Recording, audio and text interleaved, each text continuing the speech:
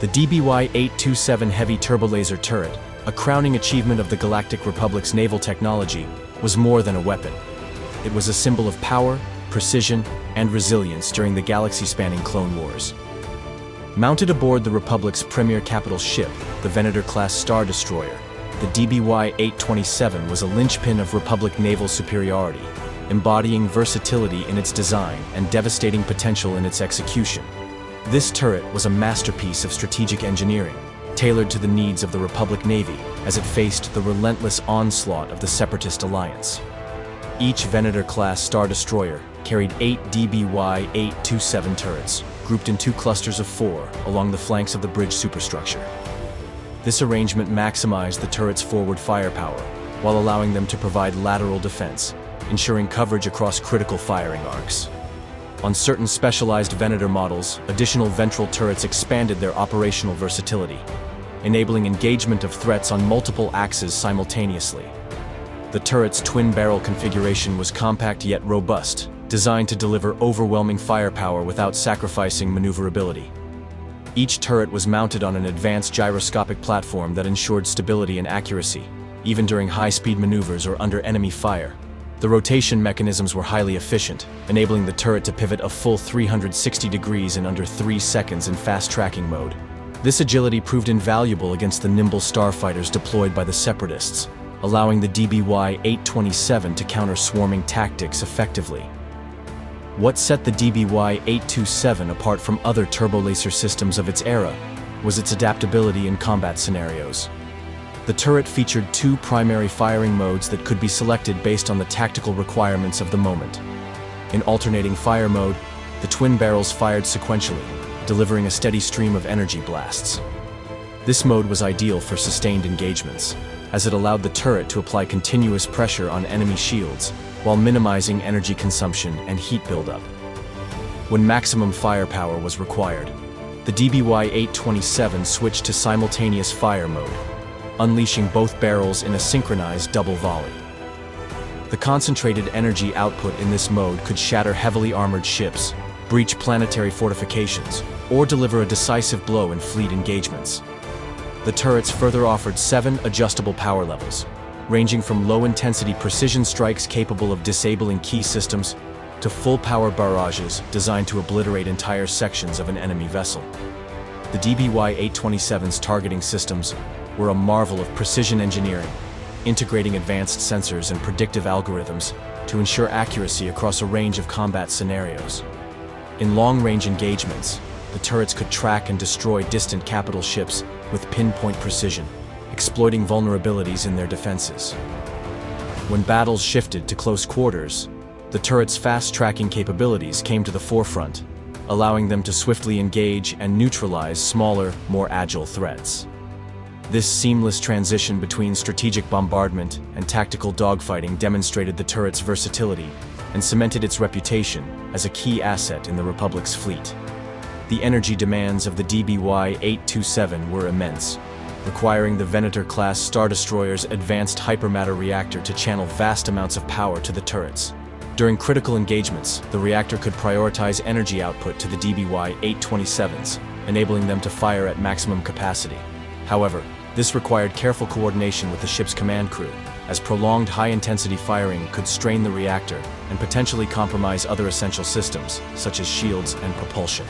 Throughout the Clone Wars, the DBY-827 heavy turbo-laser turret played a pivotal role in numerous battles. At the Battle of Christophsis, Venator-class Star Destroyers equipped with DBY-827s shattered a Separatist blockade, opening a corridor for planetary relief operations.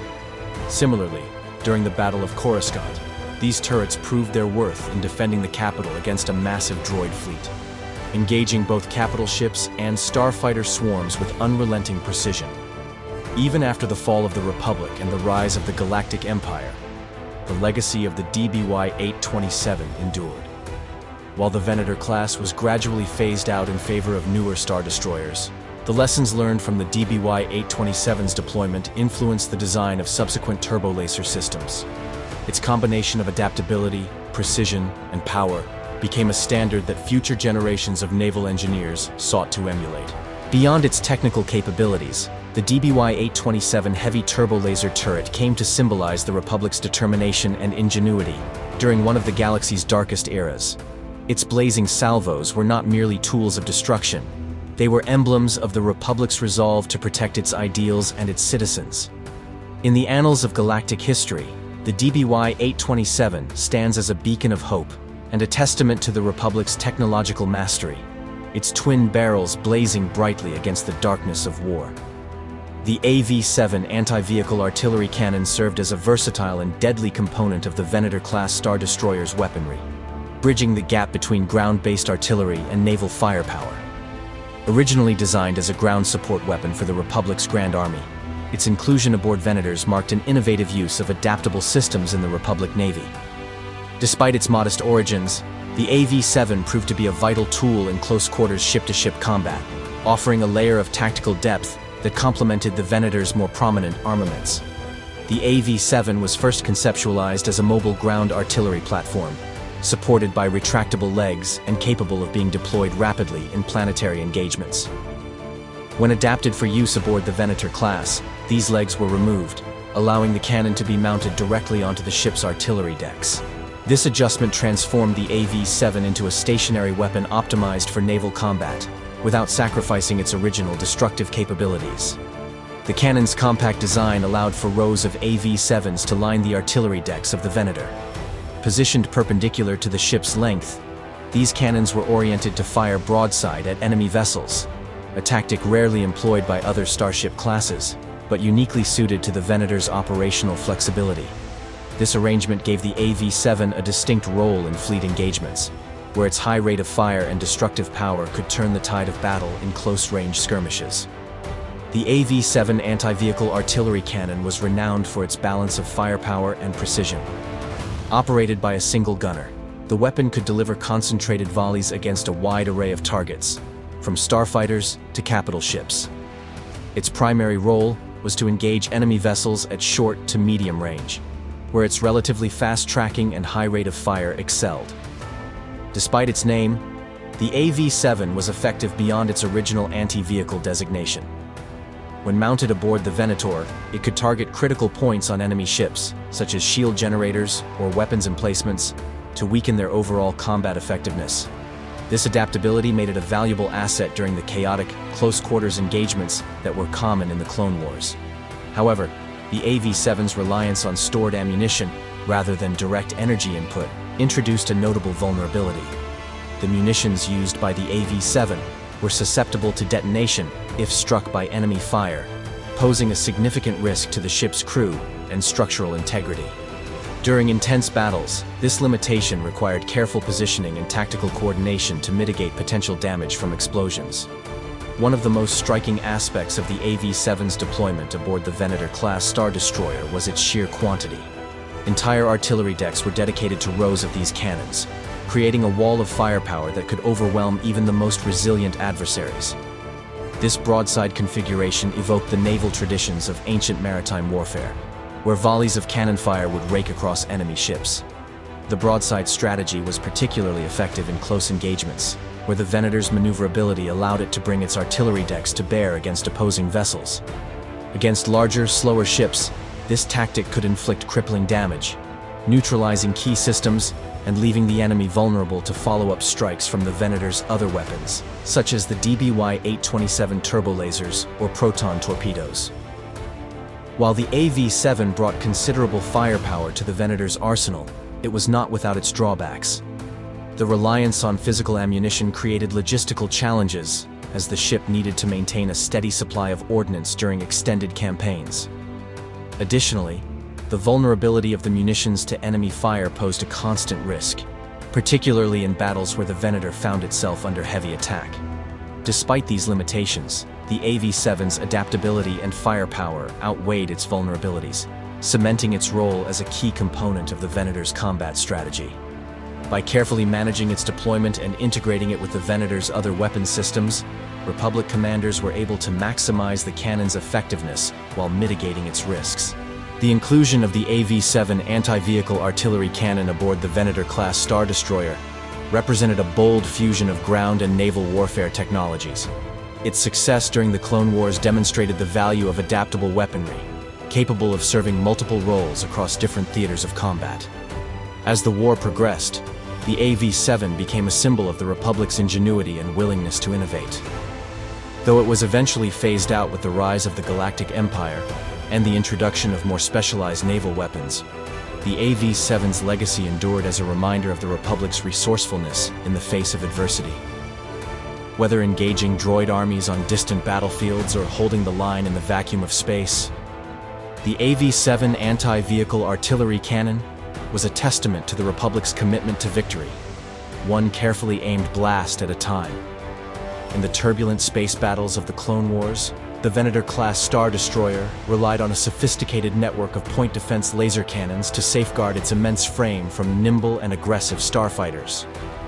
These weapons were indispensable for fending off the swarms of enemy droid fighters deployed by the Confederacy, ensuring the Venator could hold its ground in the chaotic theater of war. The integration of point defense systems into the Venator-class design reflected the Republic's understanding of the evolving nature of naval warfare, where capital ships were increasingly vulnerable to small, agile threats. These cannons became a vital layer of defense, offering precise and rapid fire against incoming threats. The Venator-class Star Destroyer was equipped with at least 52 point defense laser cannons, and in some configurations, this number could rise to 64. These emplacements dotted the ship's hull, positioned to provide overlapping fields of fire that ensured comprehensive coverage of critical areas, such as the bridge, engines, and hangar bays. Each cannon was a swiveling double-barreled turret operated by a single gunner. This compact yet versatile design allowed the turret to rotate both horizontally and vertically, granting it a broad field of fire.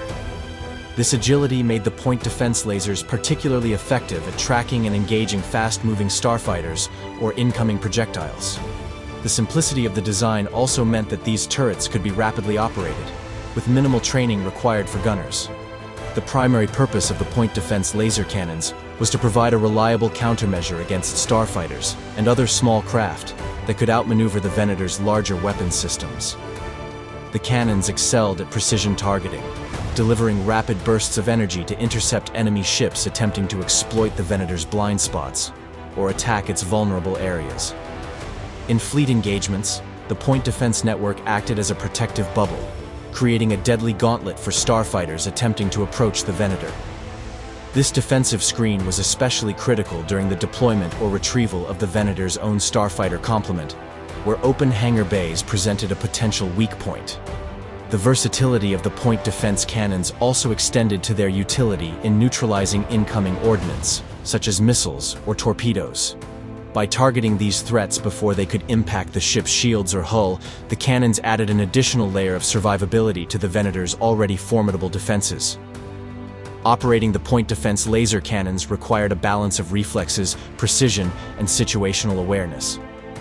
Each gunner was trained to anticipate the erratic movements of enemy starfighters, a task that demanded constant vigilance during combat. To hone their skills, gunners often engaged in target practice using mechanical skeet, small, explosive-packed devices launched from the ship. These practice sessions simulated the unpredictability of real engagements, ensuring that gunners could effectively track and destroy their targets under pressure. The efficiency of the point defense system relied heavily on the coordination of its gunners. In battle, communication between the gunners and the ship's tactical officers was critical for identifying high-priority threats and distributing firepower effectively. This coordination was especially important during large-scale engagements, where the sheer number of incoming starfighters could overwhelm even the most disciplined crews. While the point defense laser cannons were highly effective at countering smaller threats, they were not without limitations. The cannons lacked the firepower to significantly damage larger ships, and their effectiveness diminished when faced with overwhelming numbers of enemy fighters. In prolonged engagements, the gunners could become fatigued, reducing the overall efficiency of the system. The success of the point defense laser cannons aboard the Venator-class Star Destroyer influenced the design philosophy of subsequent Republic and Imperial ships. The recognition of starfighters as a significant threat led to the widespread adoption of similar systems across the galaxy's navies, ensuring that capital ships could defend themselves against these agile adversaries. Within the context of the Clone Wars, the point defense system was emblematic of the Republic's commitment to adaptability and technological innovation. By integrating these versatile weapons into the Venator's arsenal, the Republic Navy ensured that its flagship could survive and thrive in the unpredictable, fast-paced battles of the era. Even as the Venator class was eventually phased out in favor of newer designs, the lessons learned from its point defense systems continued to shape the galaxy's naval strategies, cementing their place in the history of space warfare. The Venator-class Star Destroyer, a flagship of the Republic Navy during the Clone Wars, was a formidable presence in space combat, and its armament reflected the ship's role as a versatile warship designed to engage enemies on multiple fronts. Its weapon systems were strategically placed to ensure a comprehensive defense against both capital ship threats and the swarm of starfighters that often accompanied them. Near the front of the ship, the Venator class featured two sets of medium dual turbo lasers, strategically positioned along the hull trench, one on each side. These turbo lasers were a key component of the vessel's offensive firepower, allowing it to engage enemy warships and starfighters at medium range. These turrets were designed for rapid targeting and could unleash a torrent of energy, delivering heavy damage to any enemy ships that ventured too close to the massive warship. The medium turbo lasers provided the Venator with versatile offensive capabilities, particularly in situations where long-range fire from heavier weapons was less effective or too slow to react. Positioned along the hull trench, these turrets were perfectly placed for supporting other fire systems, such as the DBY-827 heavy turbolasers, and they acted as a valuable asset for both defensive engagements and offensive strikes during fleet combat. 4 heavy proton torpedo launchers also added to the Venator's armament, designed to launch highly explosive and powerful projectiles capable of breaching the defenses of capital ships or space stations. These torpedoes were especially useful in battles involving large enemy warships, as the energy contained in proton torpedoes was more than capable of causing significant damage to shielded or heavily armored vessels. The torpedoes could be fired in rapid succession or strategically targeted for maximum impact. In battle, the ability to deliver heavy torpedoes meant that the Venator could not only take on smaller craft, but also deal a critical blow to more formidable opponents. This capability gave the Venator a dynamic offensive power, enabling it to excel in a variety of combat situations, from skirmishes with fighters to intense battles with enemy capital ships. In addition to its offensive weapons, the Venator was equipped with 6 heavy tractor beam projectors. These devices were critical for manipulating smaller enemy craft, preventing them from escaping or even disabling them for capture or boarding actions. Tractor beams were often used to halt the movements of enemy starfighters or to immobilize damaged ships, making them easier targets for the Venator's turbolasers or proton torpedoes. The tractor beams could be used in a variety of ways, from simply drawing in enemy ships for destruction to controlling the positioning of starships during a battle, preventing them from evading attacks or executing evasive maneuvers. The versatility of the tractor beam projectors provided the Venator with tactical flexibility, ensuring that no foe could easily escape once they were within its grasp. Certain Venator-class ships were equipped with beam weapons mounted on the ventral docking bays. These beam weapons were powerful enough to deliver concentrated shots capable of destroying entire capital ships, such as the Munificent-class Star frigates. The beams fired from these weapons were immensely powerful, capable of piercing through shields and armor with ease. They provided the Venator with a long-range, highly accurate weapon that could engage the toughest enemies, ensuring the ship was well equipped for any battle scenario. The beam weapons could either be traditional laser cannons or self-propelled heavy artillery turbo lasers. Regardless of the specific type of beam, their effectiveness against heavily shielded or armored vessels made them a potent tool in the Venator's arsenal. These beam systems added a layer of offensive capability to the ship, allowing it to deal with capital ships or heavily shielded targets with devastating efficiency. Beyond the primary turbo lasers and specialized weapons, the Venator class was armed with numerous additional gun emplacements scattered across its hull trenches. These smaller weapons added to the overall firepower of the ship, providing the flexibility to deal with different threats in varying combat scenarios. These emplacements could engage enemy starfighters, intercept missiles, or even target larger craft when necessary. The abundance of gun emplacements provided overlapping fields of fire, ensuring that no section of the Venator was left vulnerable. This array of weapons contributed to the ship's formidable status on the battlefield. as the sheer number of turrets and projectors ensured that it could hold its own against nearly any opponent. The Venator-class Star Destroyer's armament system was designed to handle a variety of threats, from fast-moving starfighters to heavily armored capital ships. Its wide array of weaponry allowed it to engage in multiple combat scenarios simultaneously, making it a versatile and adaptive force in the Republic's fleet. With its combination of medium and light turbo lasers, heavy proton torpedo launchers, tractor beam projectors, and beam weapons, the Venator was equipped to deal with anything thrown its way, from small fighter swarms to massive warships, ensuring its place as one of the most formidable capital ships of the Clone Wars.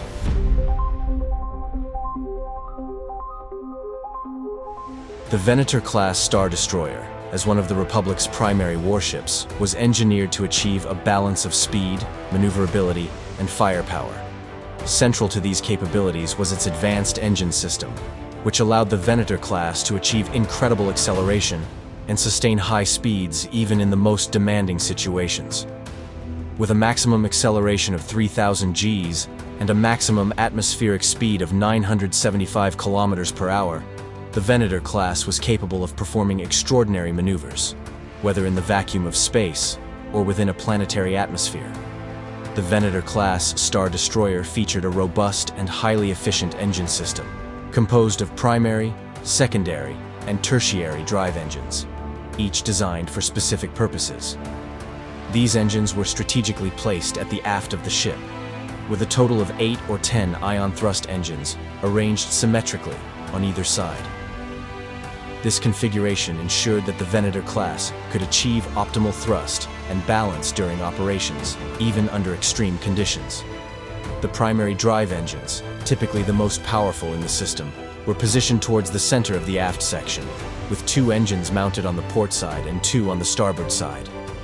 These engines generated the majority of the thrust, allowing the Venator class to reach remarkable speeds in both sublight and hyperspace travel. The secondary drive engines, slightly less powerful, were positioned adjacent to the primary engines, again symmetrically on both sides of the ship. These engines provided additional thrust and stability, particularly during combat maneuvers or evasive actions. Finally, the tertiary drive engines, located further aft, supported the ship's overall propulsion system, ensuring that the Venator class maintained its speed and agility during long voyages or complex tactical movements. The combination of these engines allowed the Venator class to navigate through space with impressive efficiency, whether navigating asteroid fields, performing high-speed chases, or carrying out intricate combat maneuvers.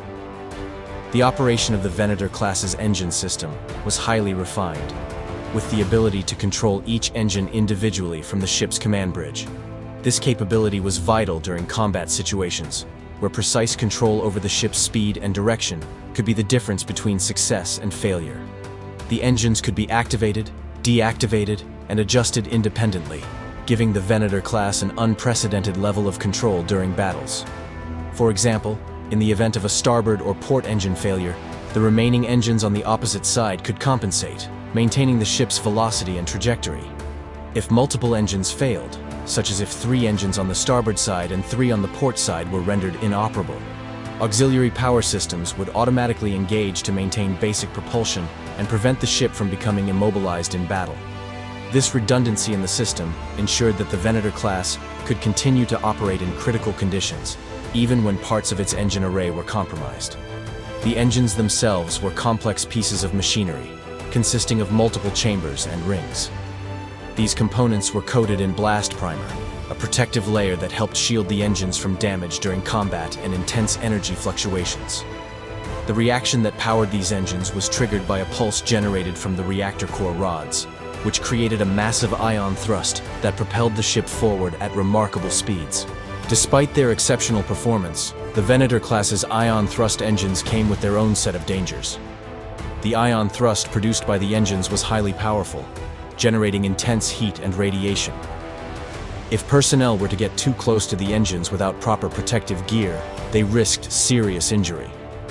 Exposed individuals could suffer severe burns from the high-intensity ion emissions, requiring immediate medical attention.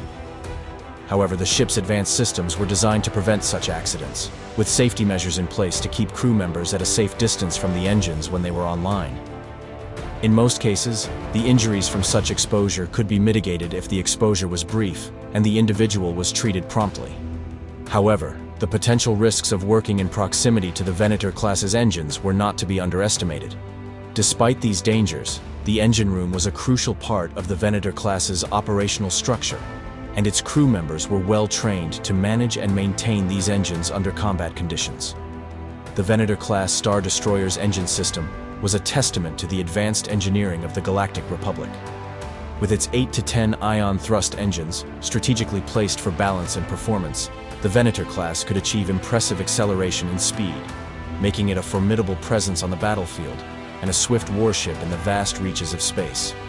The ability to individually control each engine allowed for precise maneuvers, ensuring that the Venator-class could react swiftly to threats or change course at a moment's notice. Though powerful and efficient, the engines were not without risk. The potential for injury from the ion thrust required strict safety protocols, but these dangers were mitigated by the ship's advanced design and the training of its crew. In the end, the Venator-class's engine system was a critical component of its overall success, enabling the ship to combine speed, firepower, and precision in a way that few others could match. Whether traveling across the galaxy at light speeds or engaging in fierce space battles, the Venator-class Star Destroyer remained a symbol of the Republic's technological might and military prowess.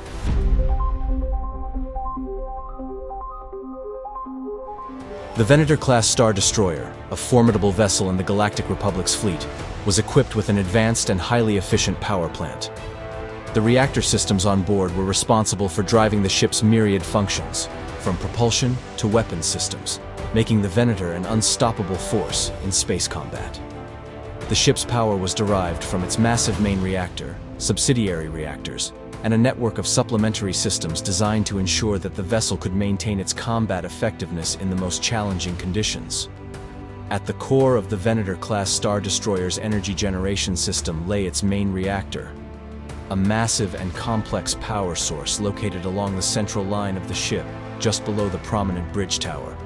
This reactor was capable of producing an immense amount of energy, up to 3.6 times 10 to the 24th watts at its peak, enough to power the massive array of weapons, engines, and systems required to engage in large-scale space battles.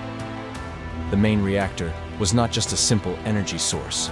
It was a highly sophisticated system capable of annihilating up to 40,000 tons of fuel per second when operating at full power. This high output was crucial for supporting the ship's extensive arsenal of turbo lasers, ion engines, and shields, enabling the Venator to fight at maximum efficiency for extended periods, without the need for constant recharging or refueling. The energy produced by this reactor was channeled throughout the ship via a series of reactant pumps, ducts, and tubing, which ensured that the reactor's output could be distributed to various systems as needed. To maintain the high power demands, the reactor was supported by an intricate network of cylindrical annihilation reactant silos, which were essential for feeding the reactor's fuel. These silos were positioned fore of the main reactor and played a critical role in ensuring the ship's energy supply remained stable under the most taxing conditions.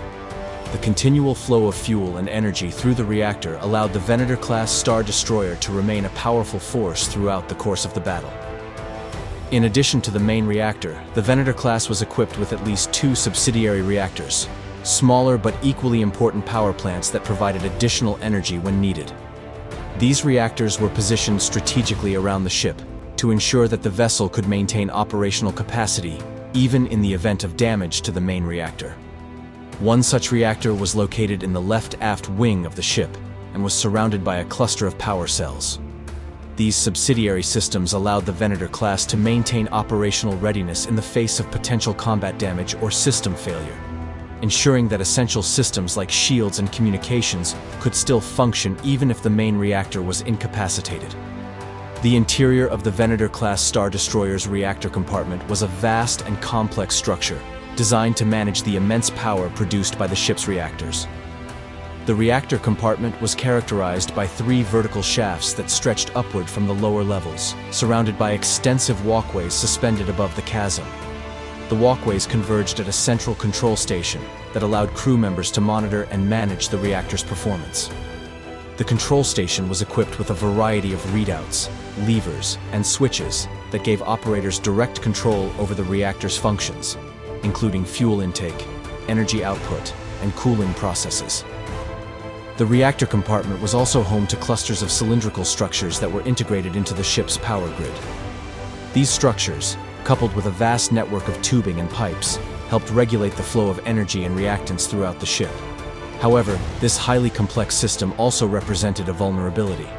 Should any of these systems be damaged, whether by enemy fire, mechanical failure, or sabotage, the results could be catastrophic.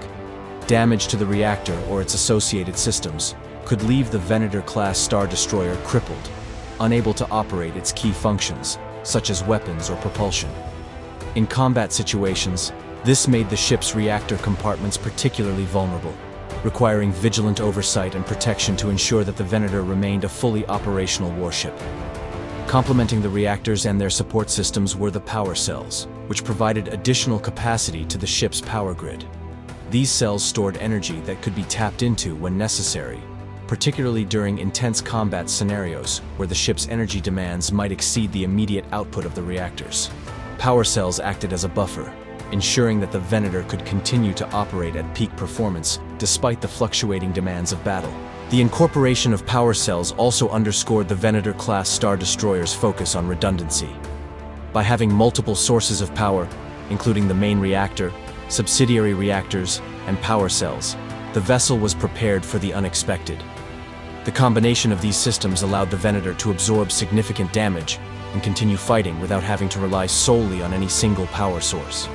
This made the Venator class not only a powerful ship, but a resilient one, capable of surviving the most intense space conflicts. The Venator-class Star Destroyer was a marvel of engineering, and its power plant was central to its role as a dominant force in the Galactic Republic's fleet. The combination of a massive, high-output main reactor, subsidiary reactors, and power cells ensured that the ship could sustain its high-intensity operations without fear of power shortages. The reactors were the beating heart of the Venator, supporting its vast weaponry, defensive systems, and propulsion units, while also providing essential redundancy in case of damage. The complex infrastructure that supported the Venator-class Star Destroyer's reactors was both a testament to its technological superiority and a critical aspect of its vulnerability. In the heat of battle, protecting the ship's power plant was as crucial as any offensive operation. The balance of power, redundancy, and engineering precision made the Venator-class Star Destroyer a truly formidable warship in the galactic theater, a weapon capable of overwhelming any adversary while remaining resilient even in the face of danger.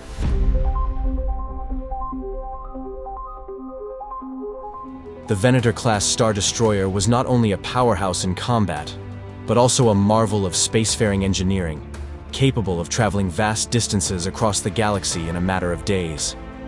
Central to this ability was the ship's hyperdrive system, which allowed it to bypass the traditional limitations of sublight travel. With a Class 1.0 main hyperdrive and a Class 15 backup, the Venator class was equipped to travel across immense distances with remarkable speed and reliability. The heart of the Venator-class Star Destroyer's hyperdrive system was its Class 1.0 main hyperdrive, one of the fastest and most advanced systems available to the Galactic Republic during the Clone Wars. This hyperdrive allowed the Venator class to travel at speeds of up to 60,000 light-years, a range that made the ship capable of responding to galactic threats swiftly and with the element of surprise. A hyperdrive of this class was a key asset for the Republic's military campaigns, enabling fleets to strike deep into enemy territory and retreat just as quickly when needed. The Class 1.0 hyperdrive was thus essential for the Venator to function as a mobile command center in large-scale battles, ensuring its commanders had the reach to confront threats across the galaxy. Located at the rear of the ship, behind the ion drive thrusters, the hyperdrive generator was nestled within the structure that separated the thruster's large fins.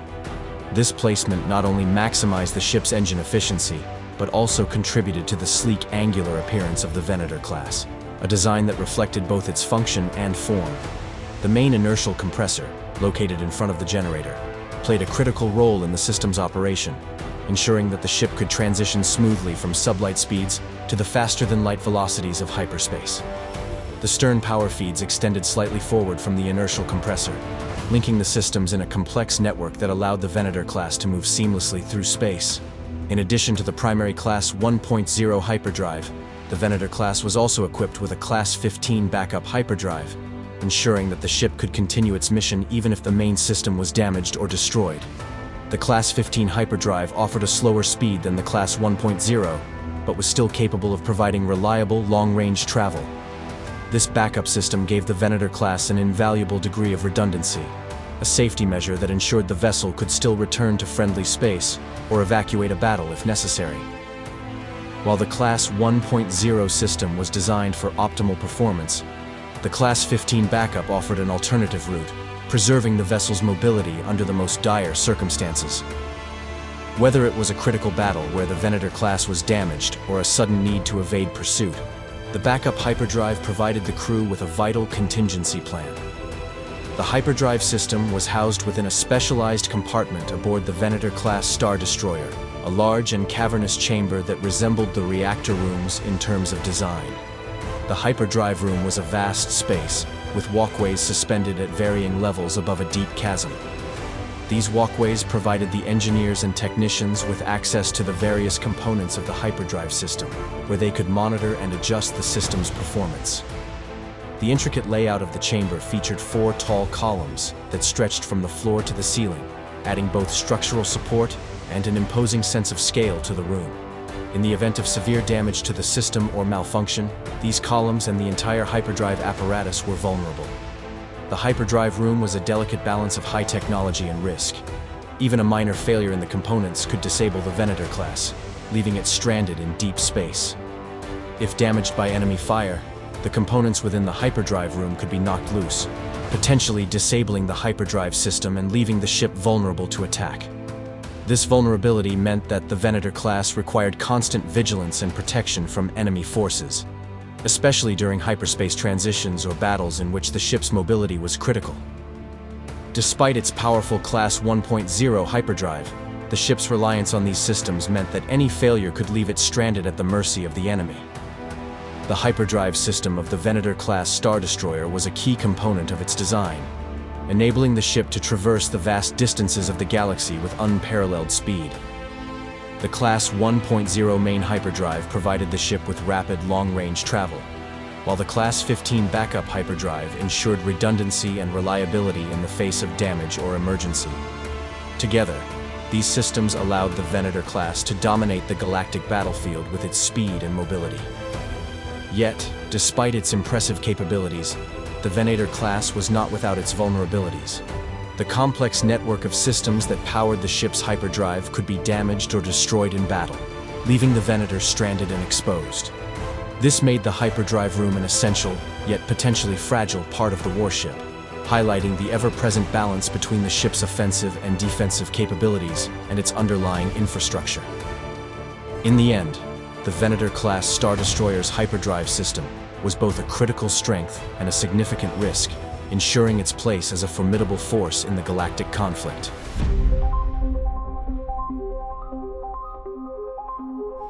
The Venator-class Star Destroyer, one of the most iconic ships of the Clone Wars era, was not only a formidable battleship, but also a highly efficient carrier. Its expansive hangar space played a key role in its operational versatility, enabling it to deploy starships, ground forces, and heavy vehicles with remarkable precision. As the war progressed, however, this hangar space underwent several modifications to better suit the changing needs of the Republic and its military tactics. In the early stages of the Clone Wars, the Venator class featured an expansive hangar located in the forward section of the vessel. This hangar stretched approximately 0.5 kilometers along the length of the ship, providing ample space for starships and other vehicles. The central passage was flanked by starship bays on either side, allowing for a smooth flow of traffic. These bays were accessible through large dorsal doors, which opened up to release the ships into the void of space. At the bow of the ship, the hangar housed a set of hyperspace transport rings, crucial for deploying the Republic's starfighters and support ships over long distances. These rings allowed for the rapid transfer of smaller ships, such as ARC-170 starfighters and V-wing starfighters, to the front lines. toward the aft of the passage, special floor-mounted doors opened to provide docking space for Republic frigates or for the launching of ground assault craft. At the aft of the central hangar passage, a raised command station provided oversight and control over hangar operations. This station allowed for real-time monitoring of incoming and outgoing vessels, ensuring the smooth deployment of craft in line with the Venator's tactical objectives. The command station was strategically placed to ensure that the ship's crew could maintain awareness of starfighter movements, fighter escorts, and ground vehicles. With the combination of centralized control and an advanced tactical system, the Venator could easily coordinate operations on multiple fronts, whether in space combat or planetary assaults. As the Clone Wars continued, the Venator-class Star Destroyer was refitted to accommodate the growing need for enhanced firepower. Some modifications were made to the hangar area, with certain versions of the Venator class featuring smaller, more compact access doors on the dorsal side of the ship. These changes were made to increase the vessel's durability and combat efficiency by reducing vulnerability to enemy attacks while still allowing access to the hangar for deploying fighters and other spacecraft. In later versions of the ship, the ventral access was eliminated entirely, and the space that previously connected to the hangar was repurposed for additional weapon systems, such as built-in beam weapons and defensive structures. This redesign also removed the independent starfighter docking bays on the port and starboard sides of the ship, instead connecting the two sections with an internal passage. This change streamlined the design, making it more combat effective, but slightly reduced the ship's capacity for deploying vehicles. By the end of the Clone Wars, the Venator-class Star Destroyer had undergone several changes that altered its hangar layout. The central hangar passage was compacted, but it still provided enough room for the deployment of starfighters, shuttles, and ground troops. Smaller internal passageways replaced the old independent hangar bays, enabling more efficient access between different parts of the hangar. The new hangar configuration allowed for more rapid deployment of starfighters, especially during high-intensity operations where quick engagement in space combat was necessary. The central hangar was now better equipped to handle the new V-wing starfighters and the more specialized Republic ground assault vehicles. Additionally, dorsal launch bays were introduced to allow fighter craft to take off without requiring large external doors to open, making it easier to launch ships directly into battle. The Venator-class Star Destroyer's hangar space evolved over the course of the Clone Wars to meet the changing demands of war. Initially designed for versatility and rapid deployment, the hangar allowed the Republic to effectively launch both spacecraft and ground forces. Over time, modifications shifted the focus toward enhanced combat efficiency and increased firepower, resulting in a more streamlined design that sacrificed some of its earlier flexibility in favor of tactical superiority. Despite these changes, the Venator-class's hangar remained a central component of the ship's operational success, ensuring that it could handle the diverse range of military operations demanded by the Republic's war effort. Whether launching fighters into space or sending ground forces directly into combat, the Venator class remained a versatile and formidable warship until the end of the Clone Wars.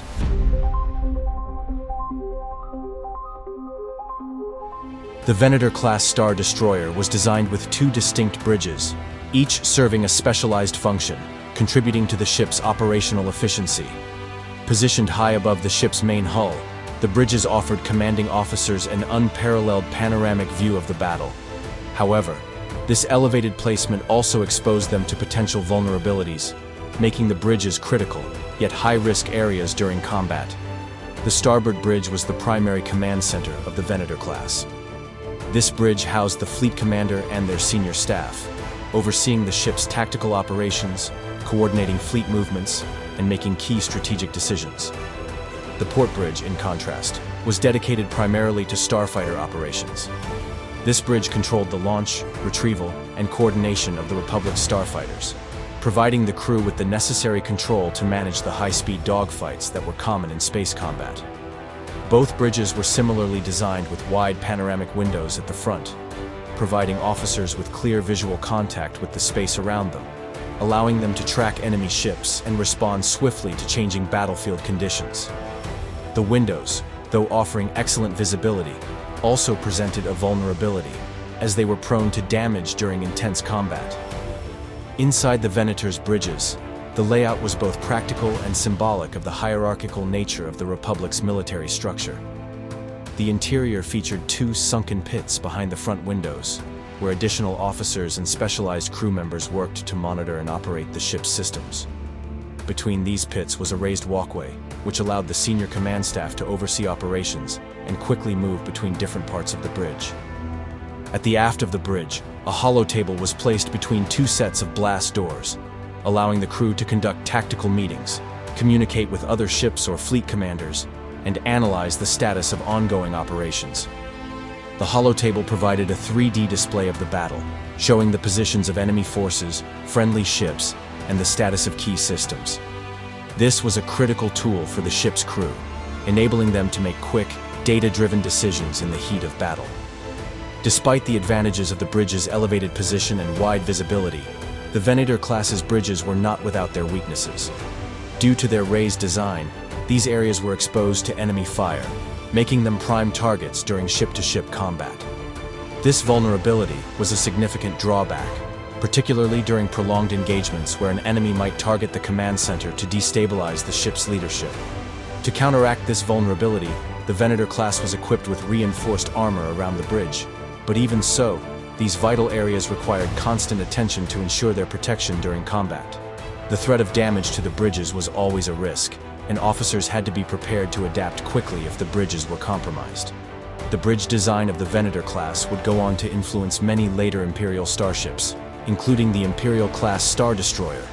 The dual bridge configuration, with one bridge dedicated to fleet command and the other to starfighter operations, would become a hallmark of Imperial vessels, emphasizing a strict separation of command duties and operational control. This design would further reinforce the command hierarchy aboard large warships in the Galactic Empire, establishing the control structure that would define the Imperial fleet. In conclusion, the dual bridge system aboard the Venator-class Star Destroyer served to enhance operational coordination, offering dedicated spaces for fleet command and starfighter management. Despite the vulnerability of the exposed bridges, their strategic placement and comprehensive command functions made the Venator class a formidable presence in the Clone Wars. This design laid the groundwork for future Imperial ships, contributing to the enduring legacy of starship command in the galaxy.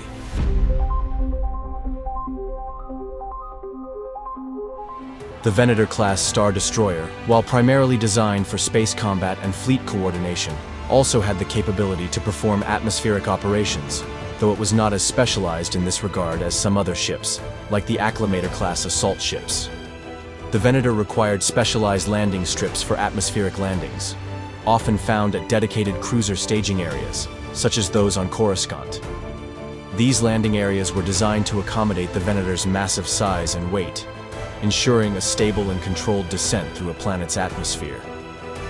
This made the Venator somewhat less flexible in terms of ground operations compared to vessels designed with surface landings in mind. However, despite its reliance on established infrastructure for landing, the Venator class was not without its own adaptability.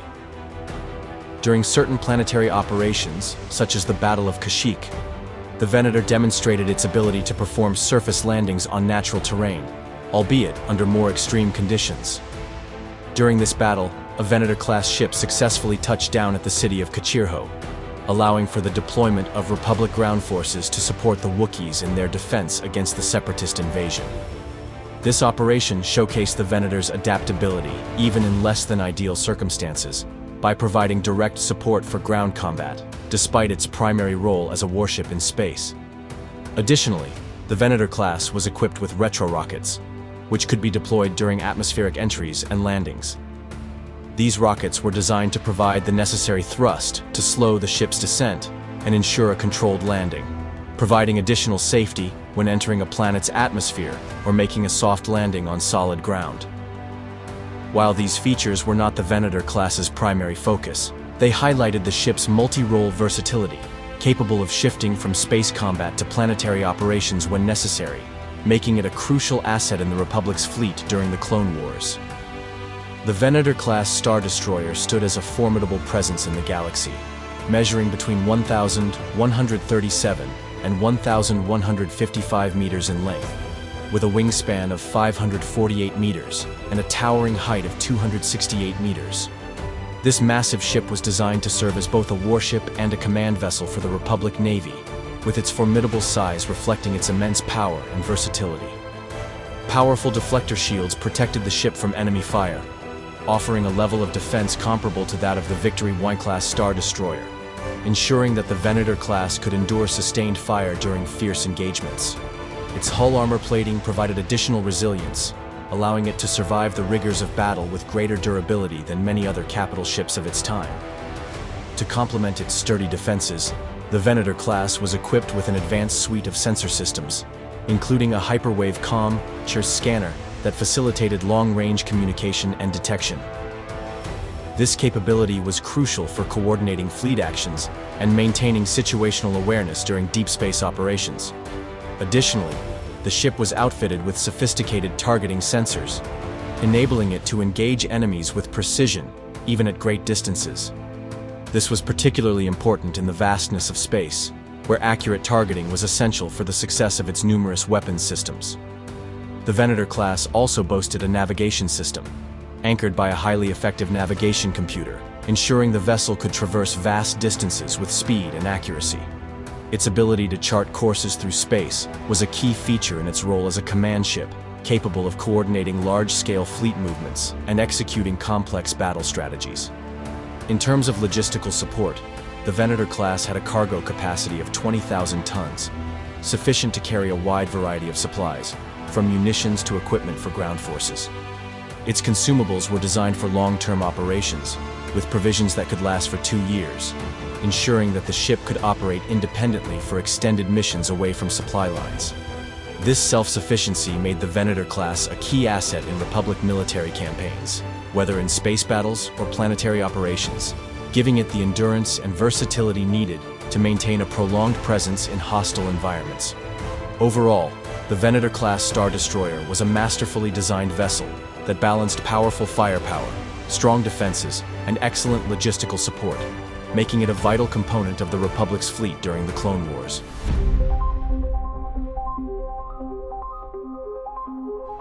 The Venator-class Star Destroyer was a massive, complex vessel requiring an equally capable crew to operate its vast array of systems and weaponry, as well as manage its extensive operations during large-scale military campaigns. Typically, a Venator-class Star Destroyer carried a crew of 7,400 personnel, encompassing a wide range of specialized roles and responsibilities, from high-ranking officers to enlisted personnel, and including a significant number of pilots to operate the numerous starfighters and other vehicles aboard. The crew was the backbone of the Venator-class, ensuring its smooth operation and effectiveness as both a command ship and a war vessel. The officers aboard a Venator-class Star Destroyer held a critical role in commanding the various divisions within the ship and overseeing the overall strategy during battle. These officers typically reported directly to the commanding officer, often a senior figure within the Republic Navy, with the highest rank being that of a fleet admiral or captain.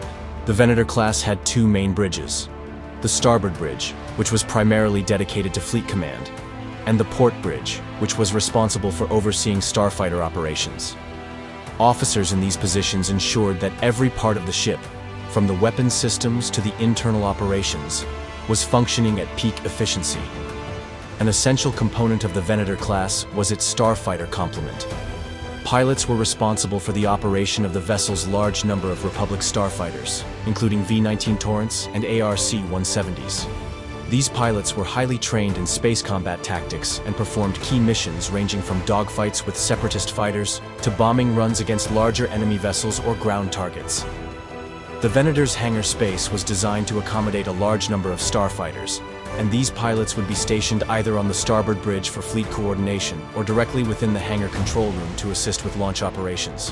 Given the high demand for coordinated fighter movements, these pilots had to be incredibly efficient in both independent and group missions.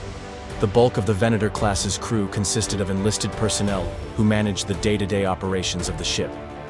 These included technicians, communications officers, engineers, and support staff. The engineering crew was essential for maintaining the ship's complex reactor systems, including the main reactor, subsidiary reactors, and auxiliary power systems. They ensured the ship's systems were running smoothly, from the hyperdrive engines to the point defense laser cannons. The communications officers were tasked with maintaining the hyperwave comm scanners, ensuring clear communication between the ship, the fleet, and command structures throughout space. The medical personnel, such as combat medics, were also stationed aboard, ensuring that any injuries sustained during battle, both to crew members and potentially to ground troops, were treated quickly. The Venator-class ship was equipped with numerous medical bays and treatment facilities, often capable of handling the injuries sustained in extended space warfare and the Clone Wars. Additionally, a Venator class would be staffed with logistical officers overseeing supplies, cooks, quartermasters, and maintenance crews to keep everything running smoothly. The latter would ensure the ship's many systems were maintained, from weapons and engines to life support systems and environmental controls, which were vital for maintaining long-term operational capacity. In addition to the large crew, the Venator class could also carry a substantial number of passengers, typically soldiers of the Republic Army or Clone Army. A Venator-class Star Destroyer could accommodate up to 2,000 troops, which were usually clone troopers stationed aboard for rapid deployment during planetary invasions or battlefield engagements. These soldiers would be housed in specialized quarters, often in the lower sections of the ship, where they had access to their equipment and were prepared for swift deployment. The troops were typically deployed in drop pods or landing crafts from the Venator class's massive hangar bay, which was designed to launch multiple assault craft simultaneously, delivering troops quickly to the ground in the heat of battle. The troops included clone troopers, clone commandos, and other specialized units, and their primary task was to engage in combat operations on the surface of enemy planets. The Venator class was specifically designed to support these ground troops through orbital bombardment and air superiority, with its powerful weaponry and starfighter support, ensuring that troops could be deployed effectively and protected from enemy air forces or space threats. Many of the Venator class's troop deployment strategies involved aerial assaults supported by gunships, including the Republic gunship and LAATI, low-altitude assault transport craft, which could rapidly deploy troops and provide air cover during the invasion of enemy-held planets. Within the Venator class, the command structure was highly hierarchical, reflecting the strict military discipline that governed the Republic Navy. The commanding officer oversaw all operations of the vessel, but was supported by officers responsible for specialized tasks, including communications, engineering, navigation, and intelligence. The officers on the port bridge, dedicated to starfighter operations, coordinated the deployment of fighters and bombers, while those on the starboard bridge would manage fleet tactics and broader military maneuvers. The command stations aboard the Venator class were central to ensuring smooth communication between the ship and the rest of the fleet, and to coordinating the deployment of troops during an engagement.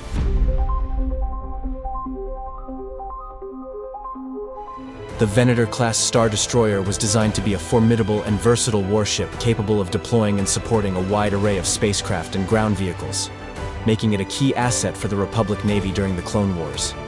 Its massive size, coupled with its well-equipped hangar bays, allowed it to carry a large and diverse complement of starships, ground forces, and vehicles, all crucial for both space superiority and planetary assault operations. Starfighters. The Venator class was equipped to carry a wide range of starfighters, with its primary role being to ensure space superiority and to support both offensive and defensive operations against enemy starfighters, capital ships, and planetary targets. The ship's hangar bays could house up to 92 starfighters in various configurations, allowing for a well-rounded and flexible offensive force. Some of the starfighters in its complement were: the V-wing starfighters were used primarily for intercepting enemy craft and providing space superiority in close-range dogfights. Their design featured swept-back wings and a relatively lightweight frame, making them highly maneuverable. The Venator class often carried a large number of these ships, ideal for quick engagements and as a defensive screen against smaller ships. The V-19 Torrent was a versatile fighter known for its balance between offensive firepower and maneuverability. These starfighters were designed to excel in dogfights and could engage enemy starfighters or assist in larger fleet engagements. They were typically equipped with blasters and laser cannons, making them formidable in sustained combat. The ETA-2 Actis-class interceptors were fast, agile fighters, favored by the Jedi for their speed and ability to engage in dogfights. The Venator class often deployed these highly maneuverable interceptors for scouting, close combat, and for attacking enemy fighters or bombers. Their high-speed capabilities made them ideal for quick strikes and intercepting enemy movements. The ARC-170 was a heavy-duty starfighter bomber that could engage in both fighter combat and bombing runs against larger targets. It was a multi-role starfighter designed for longer missions, featuring 2 rear-facing seats and heavy armor. These starfighters were essential for attacking large enemy capital ships or heavily defended ground targets. The Y-wing starfighter, often used for bombing missions, could be deployed against both capital ships and enemy defenses. Its design prioritized bombing capabilities, allowing it to deliver powerful payloads in deep strikes. The Venator-class Star Destroyer's hangars frequently carried these bombers for long-range strikes against significant enemy targets. The Z-95 headhunters were reliable, if somewhat outdated, starfighter models used by the Republic. While they were not as advanced as other ships in the Venator class's complement, they were still versatile and could be used for a variety of missions, including reconnaissance and close-range dogfights. These starfighters served as a cost-effective option for bolstering the ship's starfighter forces. The Delta-7B Ether Sprite class was another high-performance interceptor used primarily by Jedi pilots during the Clone Wars. These interceptors excelled in maneuverability and speed, making them perfect for quick-response missions and skirmishes. While often piloted by Jedi Knights, they were also part of the Venator-class Star Destroyer's starfighter complement, providing highly skilled pilots for key operations. In addition to its starfighter fleet, the Venator-class Star Destroyer carried a wide variety of supporting vehicles and ground troops, ensuring its role as a highly versatile ship for both space and planetary combat. Some of the most significant additions to the Venator's complement included the LAATI, Low Altitude Assault Transport Infantry, was a highly versatile gunship used for troop deployment and air support during planetary assaults. The Venator class could carry 20 to 40 of these gunships, which were capable of rapid troop transport, fire support, and even airborne assaults during ground engagements. These gunships were pivotal in deploying clone troopers and providing air support during battles, allowing the Republic to take control of key ground positions. The Venator class also carried a number of all-terrain tactical enforcers, ATTEs, and other heavy military walkers. These walkers were designed for ground combat, providing heavy fire support and troop mobility in the field. With up to 24 walkers on board, the Venator class could deploy ground forces swiftly and provide powerful support for infantry units during planetary invasions. The Venator class carried a variety of shuttles and support craft, which included supply vessels, transport shuttles, and repair drones. These shuttles were crucial for logistics, providing essential support such as replenishing supplies, evacuating injured personnel, and performing various auxiliary tasks during both space and planetary operations.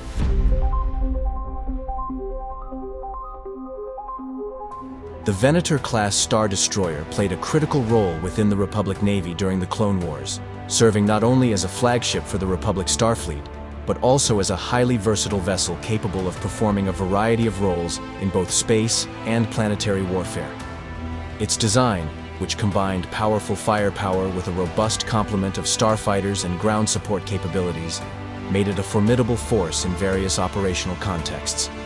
As a medium-weight warship, the Venator class was built to fulfill a wide array of tactical roles. Its size and firepower made it a force to be reckoned with in ship-to-ship combat, where it could engage enemy capital ships and provide heavy support to Republic forces. Its combination of heavy turbolasers, ion cannons, and point defense systems allowed it to dominate the battlefield, whether in deep space engagements or while defending critical Republic assets. However, what truly set the Venator apart was its adaptability. This multi-role functionality was the foundation of its design, enabling it to shift between combat and support roles as needed. One of the Venator class's most defining features was its massive starfighter complement. The ship's hangar bays, capable of housing up to 92 starfighters, made it a starfighter carrier. This allowed the Venator to not only support space superiority operations, but also to carry out offensive strikes and defensive missions. The wide variety of starships carried by the Venator, ranging from interceptors like the Eta-2 Actis class to bombers like the Y-wing, ensured that it could adapt to almost any combat scenario. Additionally, This role allowed the Venator to act as an escort vessel for other capital ships, protecting them from enemy starfighters and engaging in long-range dogfights to ensure air superiority. Beyond its primary combat capabilities, the Venator-class also served as a military transport. Its spacious interior, equipped with hangars, transport shuttles, and storage spaces, allowed it to carry and deploy large numbers of clone troopers and military vehicles. This capacity made the Venator an essential part of the Republic's planetary invasion strategy. Whether dropping troops directly onto a battlefield using LLAATI gunships, or deploying heavy walkers like the ATTE, the Venator played a pivotal role in ground combat during large-scale assaults, such as those seen on Kashyyyk and Geonosis. The Venator class was also capable of serving as an escort for other, larger capital ships, providing defensive support and ensuring that Republic fleet operations were protected from enemy starfighters and smaller vessels. Its strong deflector shields and point defense weaponry made it highly effective in this role, especially when tasked with defending more vulnerable ships. As a command ship, the Venator class was equipped with a comprehensive command and control system, which allowed it to coordinate large fleet actions and planetary invasions. The presence of multiple bridges, including the primary starboard bridge for general command and a secondary port bridge for starfighters, ensured that fleet operations could be conducted seamlessly. Its sensor suite, navigation systems, and communications facilities made it a vital asset for overseeing strategic operations, with commanders able to direct both space-based and ground forces from a single vessel. While the Venator class was capable of a variety of roles, it never lost its primary function as an attack cruiser. Equipped with a potent arsenal of heavy turbo lasers, ion cannons, and torpedo launchers, it could take on enemy capital ships, provide fire support for ground forces, and eliminate enemy defenses during fleet engagements. The Venator's combination of offensive firepower, defensive shielding, and versatile deployment capabilities made it a versatile attack platform that could easily adapt to different tactical environments. Its adaptability allowed it to serve as the backbone of Republic fleets, engaging in both strategic assaults and defensive missions with equal efficacy. In addition to its role in combat, the Venator class could function as a replenishment and supply vessel. Its cargo hold, capable of carrying 20,000 tons of materials, made it an essential part of fleet logistics. The Venator class could resupply other vessels, transport ammunition, fuel, and parts, and serve as a mobile repair station during extended campaigns. Its capacity to support long-term fleet operations meant that it was crucial for maintaining the Republic's military presence in distant theaters of war, providing logistical support during extended engagements.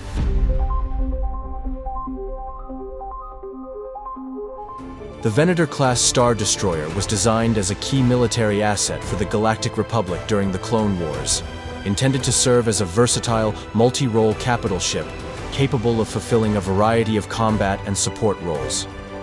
The design of this vessel was spearheaded by Lyra Wessex, an influential ship designer whose expertise shaped the Venator's blend of heavy firepower, extensive starfighter complement, and strategic flexibility. The Venator class was not created in isolation. Its design drew on lessons learned from earlier warships, including those used during the Mandalorian Wars against the Republic thousands of years prior to the Clone Wars. One notable influence was a class of warships from the Mandalorian Neo-Crusader fleet, which exhibited similar characteristics, including heavy firepower, and a focus on both space superiority and ground assault capabilities. This long lineage of design, combined with insights gained during earlier conflicts, resulted in a ship that balanced offensive strength with versatility. By the time of the Stark Hyperspace War, early versions of ships that would later evolve into the Venator class had already been seen in the fleet of the Outland Region Security Force. This precursor to the Venator class featured some of the same basic design elements, but was ultimately destroyed when the Navicomputer virus caused a ship to emerge from hyperspace within the deadly proximity of a star. The construction of the Venator class was a monumental effort, spearheaded by the prestigious Kuat Drive Yards, a company with a long history of building warships for the Galactic Republic.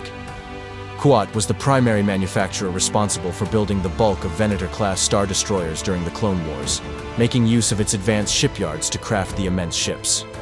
In addition to Kuat, Corellian shipyards also played a role in the production of the Venator class, particularly as the Empire's reach expanded following the Clone Wars.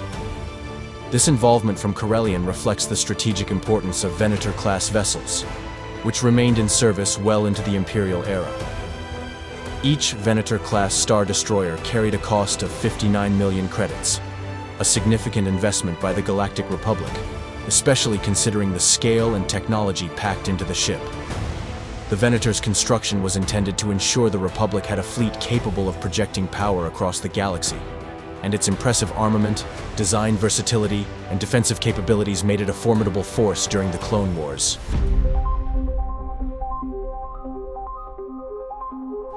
In the early stages of the Clone Wars, the Separatists, under the leadership of Count Dooku, sought to seize the planet Christophsis, a key world located on the edge of the Corellian Run. The planet was rich in resources, making it a strategic target for the Separatists, who aimed to disrupt Republic supply lines and establish a foothold in the region. The Republic responded quickly, dispatching a formidable fleet led by Jedi Knight Anakin Skywalker and Admiral Wolf Yularen to break the Separatist blockade and defend Christophsis.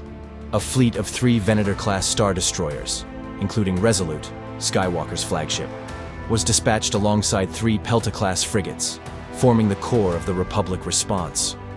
This fleet, while impressive, faced overwhelming odds. The Separatists, commanded by Admiral Trench, had assembled a powerful blockade force of 30 ships, including Munificent-class star frigates, Lucrehulk-class battleships, and other heavy capital ships.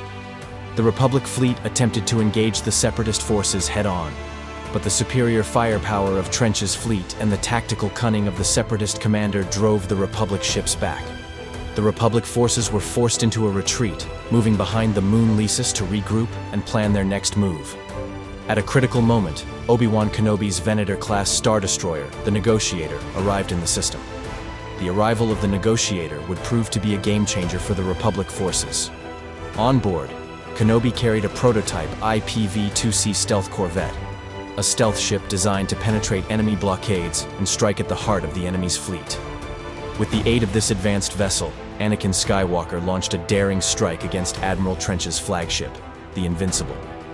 Using the stealth corvette, Skywalker was able to bypass Trench's defenses, destroy the Invincible, and create a hole in the Separatist blockade. This gave the Republic forces the opportunity to break through and deliver much-needed supplies to the surface, where Senator Bail Organa was coordinating Republic relief efforts. With the Separatist blockade penetrated, the Republic fleet began to launch more attacks against the remaining Separatist ships. Kenobi and Skywalker led the charge, coordinating the movements of the fleet and the Jedi forces on the ground. Skywalker continued his mission to provide supplies to the beleaguered Republic forces on the surface, while the rest of the Republic fleet engaged Trench's remaining ships. During the conflict, the Jedi Council recognized the need for additional reinforcements on the ground. To further assist in breaking the Separatist stranglehold, Admiral Yularen was dispatched aboard a Venator-class Star Destroyer to penetrate the Separatist blockade once again and deliver Padawan Ahsoka Tano to the surface to assist with the Republic's ground operations. As the Republic force moved into position, it faced the threat of more Separatist capital ships, particularly Munificent-class star frigates.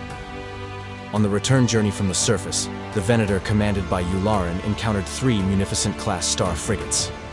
In a tense engagement, the Venator-class ship was able to outmaneuver the Separatists, allowing the Republic fleet to withdraw and regroup. In the final stages of the battle, the Republic launched one last push to defeat the Separatist forces. Jedi Master Yoda arrived in the Christophsis system aboard the Resolute, joining Admiral Yularen and the Resolute to lead a coordinated assault. Yularen commanded a fleet consisting of 2 additional Venator-class Star Destroyers and 4 Acclamator-class assault ships, the latter of which were capable of landing troops and engaging in ground combat. Together, this force engaged the remaining Separatist fleet, forcing them to retreat.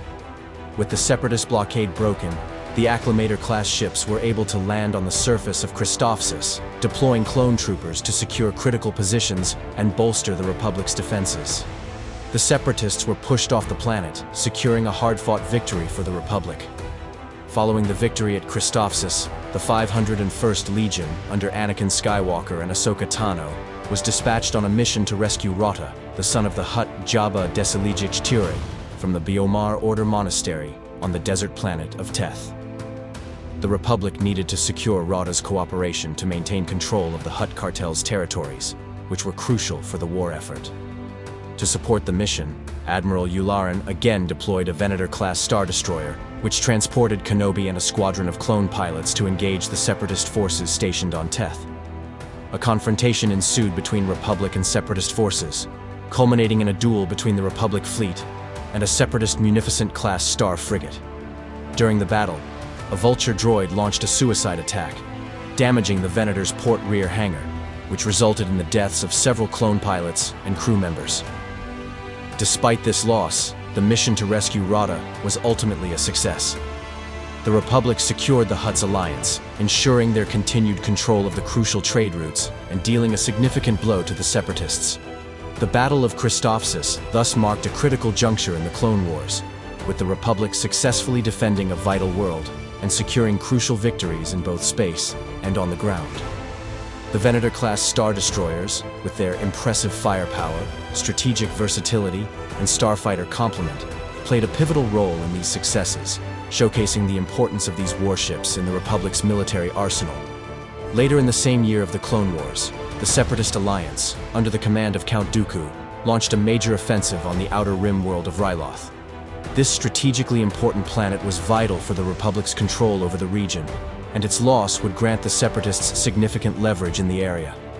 To prevent the planet from falling into Separatist hands, Republic Admiral Dao was tasked with leading a defense of Ryloth, commanding a fleet that included 2 Venator-class Star Destroyers.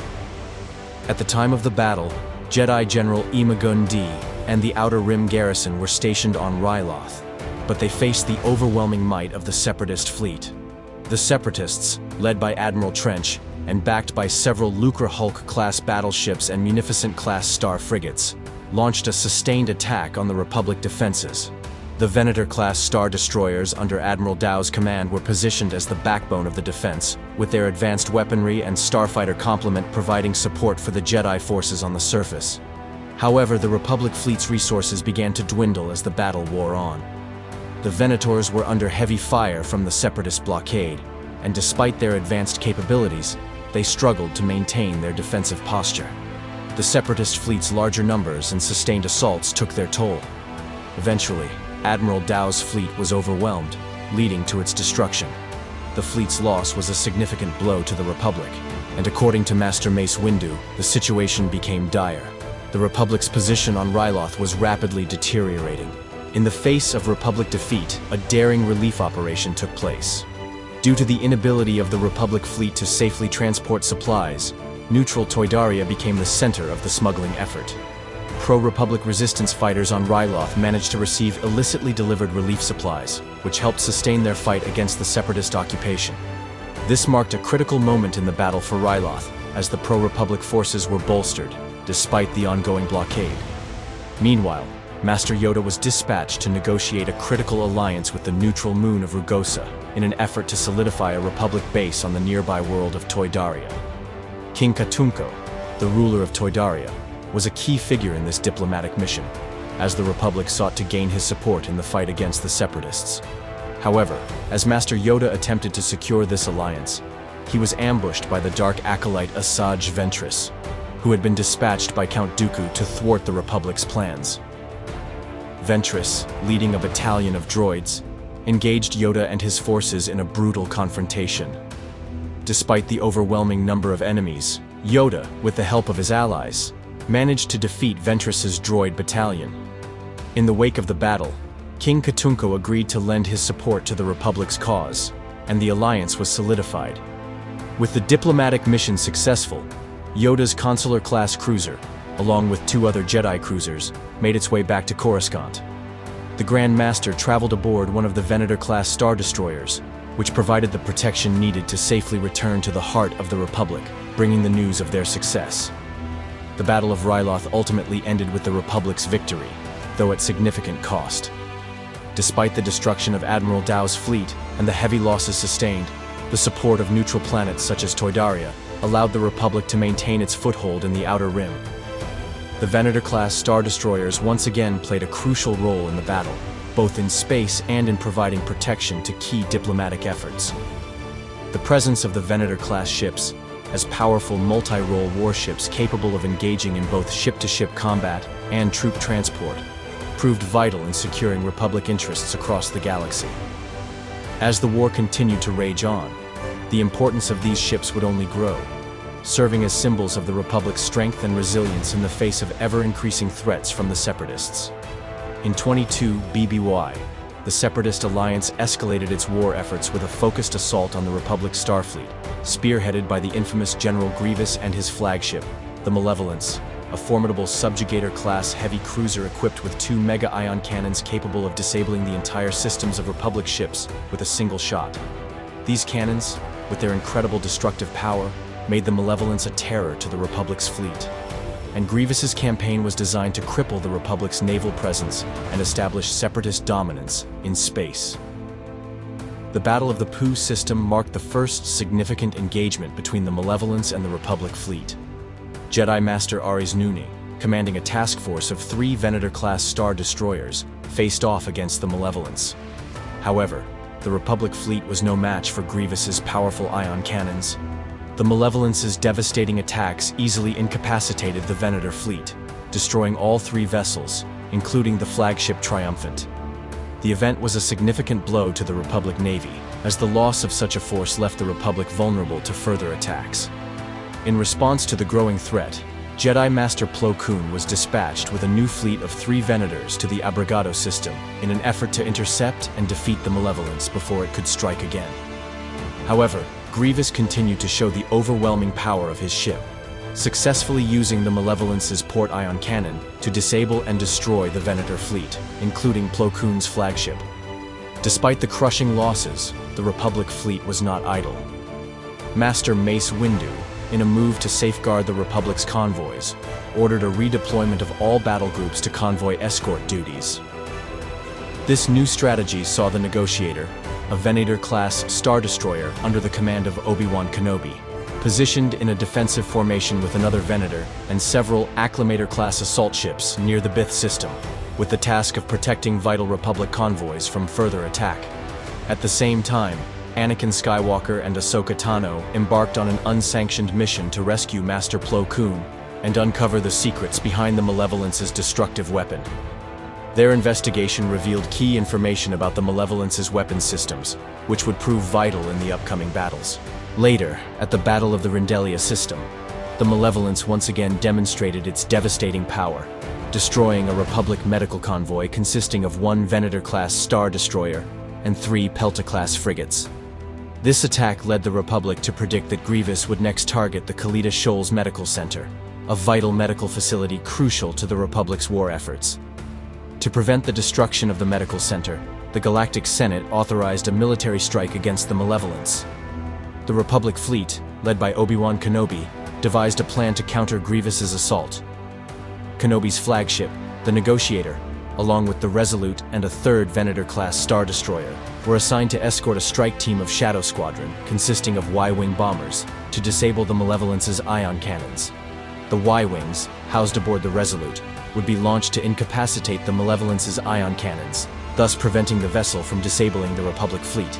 Meanwhile, Anakin Skywalker would lead a squadron through the Kaleida Nebula, a shortcut to intercept the Malevolence and engage it directly. After the Y-Wings successfully disabled the ion cannons and saved the Khalida Shoals Medical Center, Kenobi, with his 3 Venators in tow, initiated a pursuit of the Malevolence. However, despite the sheer firepower of the Venator-class Star Destroyers, their attacks could not destroy the heavily armed Subjugator-class cruiser. Instead, the Malevolence's fate was sealed by an unexpected turn of events. The Malevolence, during its retreat, made an erroneous hyperspace jump that led it directly into the dead moon of Antar, where it collided with the moon, causing a catastrophic explosion that destroyed the massive warship. The accidental crash was made possible by a Jedi boarding action, in which Anakin Skywalker and Ahsoka Tano successfully sabotaged the Malevolence's Navy computer, causing the ship's navigation systems to malfunction and leading it to its ultimate destruction. After the Malevolence campaign, Republic starfighters under the command of Anakin Skywalker successfully eliminated a Separatist fighter unit in the Corvair sector, securing Republic space from further incursions. However, their operations did not end there. Soon after, Admiral Wolf Yularen and Skywalker planned a strategic mission aboard the Resolute, targeting a droid foundry on the moon Kudo 3. This factory was a crucial asset to the Separatist alliance, producing droids that supported their war efforts, and neutralizing it would be a significant blow to the enemy. Yularen, ever the tactician, recommended an aerial strike to destroy the foundry from a safe distance, minimizing risks. However, Skywalker chose to personally scout the location before making a decision. Upon landing on Kudo 3, Skywalker discovered that the factory was not only producing war machines, but was also using enslaved laborers who were forced to work under harsh conditions. The sight of these oppressed workers drove Skywalker to act, as he saw an opportunity to rescue the captives and avoid unnecessary bloodshed. Skywalker's actions were swift. He freed the laborers and ensured that they were safely evacuated before returning to the Resolute. His decision to approach the situation with compassion and restraint averted what could have been a violent confrontation, and instead, a humanitarian mission was completed without further loss of life. Shortly after the Kudo 3 operation, the Republic fleet, under the leadership of Skywalker and Admiral Yularen, was tasked with patrolling a quadrant of space to protect Kamino from potential Separatist threats, particularly from the forces of General Grievous. Kamino, the planet known for its cloning facilities, was critical to the Republic's war effort, and any disruption of its operations could have dire consequences. At the same time, Rishi Station, a Republic outpost on the Rishi moon, came under attack by Separatist commando droids. These droids had cleverly hacked the station's communication systems and issued a false all-clear signal, which hid the approach of General Grievous's fleet. The clone officers stationed at Rishi Station, along with the surviving clones, realized the deception and fought to retake the station.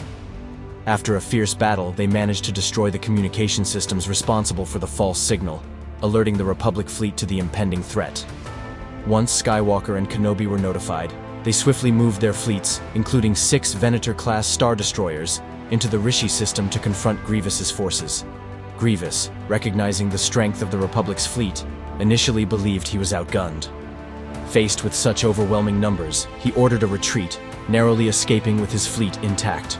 The brief setback did not deter General Grievous for long. He soon launched a new offensive, first defeating a Republic battle group stationed at Faline, and then pushing towards the planet Bothawui, a key location in the Outer Rim. The Republic, however, had anticipated Grievous's movements and was ready to respond. At Bothawui, Skywalker and Yularen led a Republic task force, which included the Resolute and 2 other Venator-class Star Destroyers, into a strategic engagement.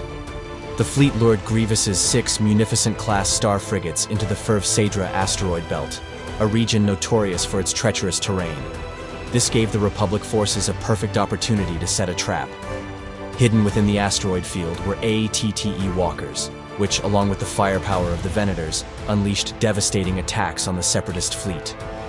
Grievous's vessels were systematically destroyed by the combined fire from the Republic fleet and the hidden ATTEs, forcing Grievous to abandon the battle and flee in his personal fighter. The Republic victory was decisive, dealing a heavy blow to the Separatist forces. The final phase of this campaign saw Skywalker, Ahsoka Tano, and Republic clone troops infiltrating and destroying a Separatist listening post at Skytop Station, located on a high-altitude facility in a remote area. This listening post was critical to the Separatists' intelligence network, and eliminating it would severely disrupt their communications and military coordination. The mission was a dangerous one, requiring careful stealth and precision. The clones and Jedi worked in tandem, infiltrating the facility and eliminating the Separatist forces within. Once the post was neutralized, the Republic achieved a significant victory, further weakening the Separatist alliance's strategic operations in the Outer Rim.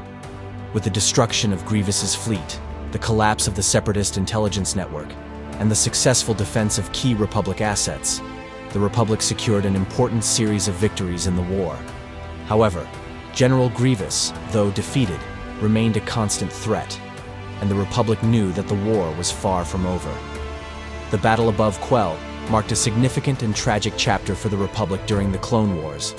Jedi General Aayla Secura, commanding a task force of 3 Venator-class Star Destroyers, was dispatched to engage a Separatist fleet near the planet Quell. Her fleet faced an overwhelming force of at least 5 Munificent-class Star frigates, a core part of the Separatist Navy. Despite the Venator's firepower and maneuverability, The situation quickly became desperate as Secura's forces were outnumbered and outgunned. In response to the dire situation, Admiral Wolf Yularen, aboard the Resolute, along with Anakin Skywalker, was ordered to intervene and rescue Secura. However, the battle proved too much for the Republic fleet. Despite valiant efforts to defend Secura's flagship, the Liberty, all three of Secura's Venators were destroyed by the superior Separatist forces. The battle ended in a Separatist victory, and the Republic was forced to retreat. During the chaotic retreat, the Consular-class cruiser carrying Secura and her rescuers made a miscalculated hyperspace jump, resulting in an unintended arrival in the Meridian system instead of their intended destination. This misstep set the stage for another critical mission, as Secura and her forces were stranded on Meridian, now facing a new challenge. On Meridian, Secura, along with Jedi forces, was tasked with defending a Lurman village from an advancing Separatist force, led by the notorious weapons designer, Lok Durd. The Separatists aimed to use the planet as a strategic foothold, but the Jedi defended the village valiantly. Soon after, Yularen and his fleet of 3 Venators arrived to reinforce the Republic forces, effectively neutralizing the Separatist threat on Meridian and securing the planet for the Republic. This marked a slight redemption after the devastating loss at Quell. The Storm over Ryloth campaign was one of the pivotal battles in the Outer Rim territories during the Clone Wars, where the Republic launched an offensive to retake the planet Ryloth from the Separatist alliance. The planetary blockade, established by the Separatists, had prevented the Republic from reinforcing the Twi'lek resistance on the surface, and the Republic's fleet was determined to break the blockade and liberate the planet. Admiral Yularen, Anakin Skywalker, and Ahsoka Tano led a fleet of 3 Venator-class Star Destroyers, the Resolute, Defender, and Redeemer, to engage Captain Martuk's Separatist forces in orbit. The Republic fleet was initially confident, but the situation quickly took a turn for the worse. As they attempted to break the blockade, the Separatists reinforced their position with 4 Munificent-class frigates, throwing the Republic fleet into disarray. Despite the odds, Skywalker and Yularen pressed the attack. However, the Republic forces were surprised and outmaneuvered, forcing the fleet into a tactical withdrawal.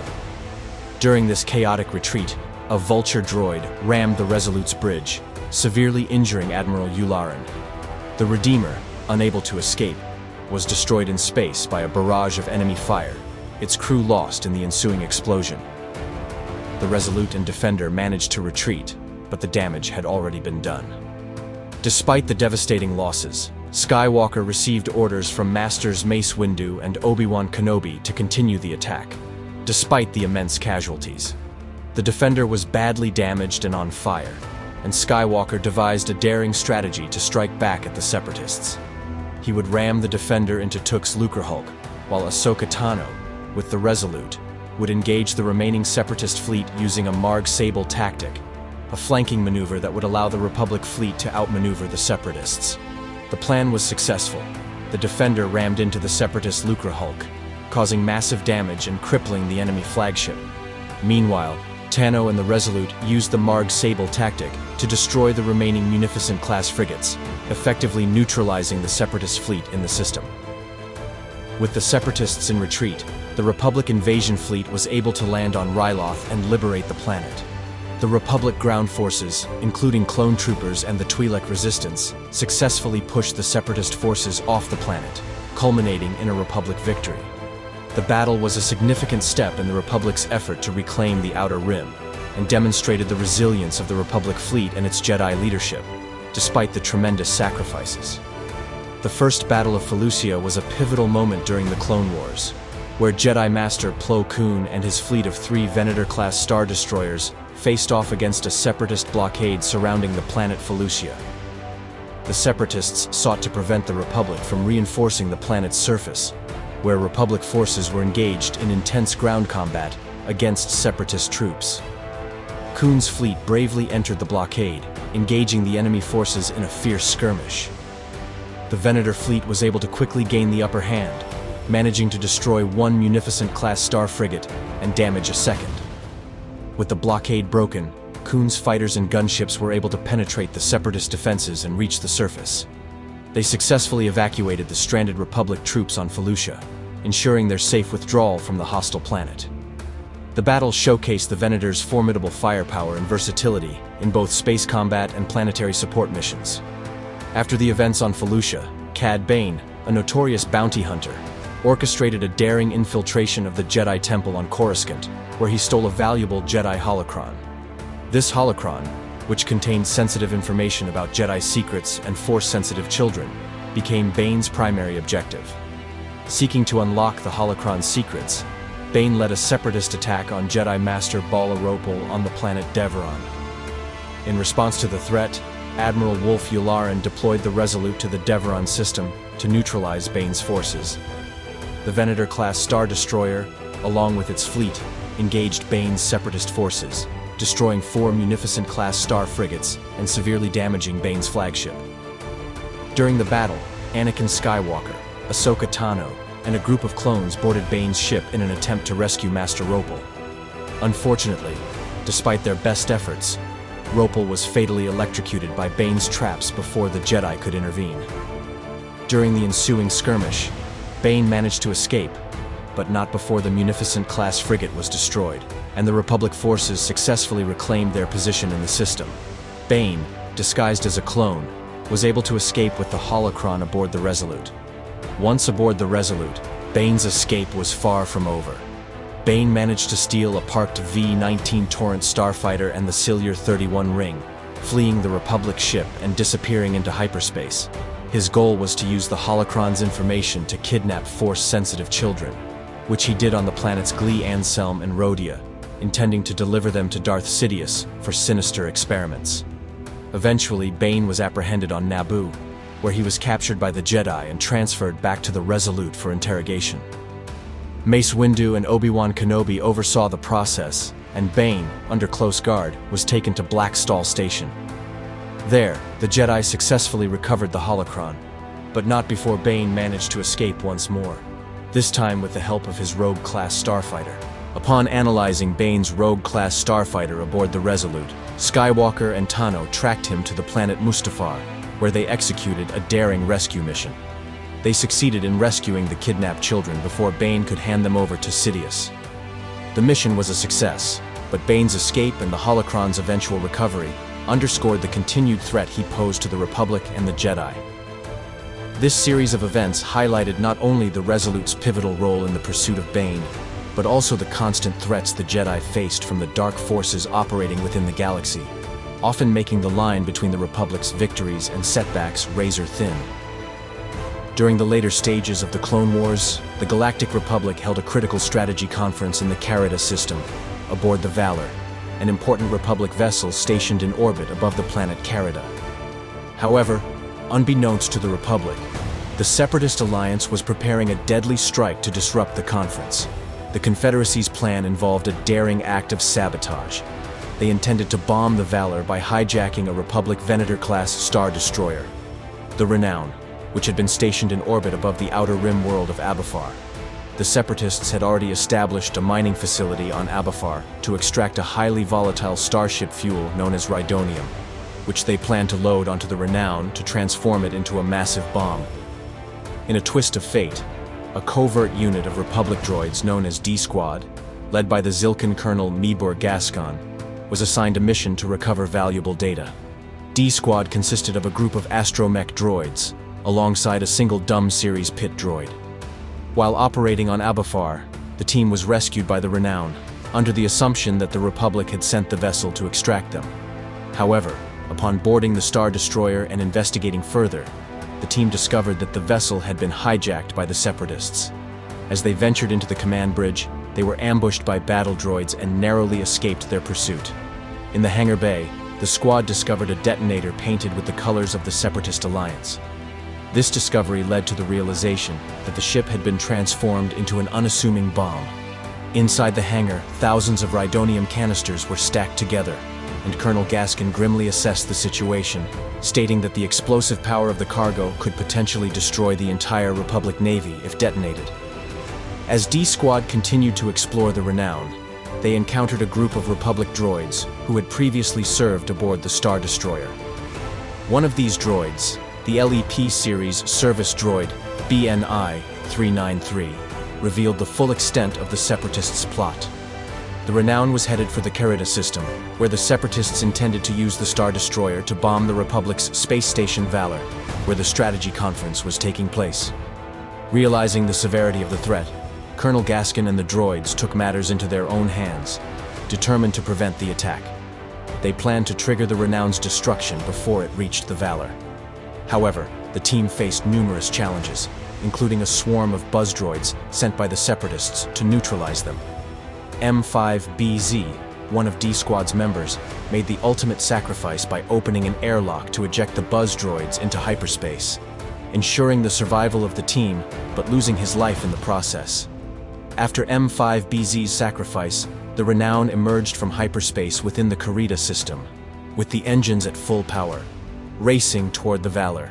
Just before the Separatist super tactical droid overseeing the operation could initiate the countdown sequence to detonate the Rhydonium, he encountered the astromech droid R2-D2, who had managed to board the ship.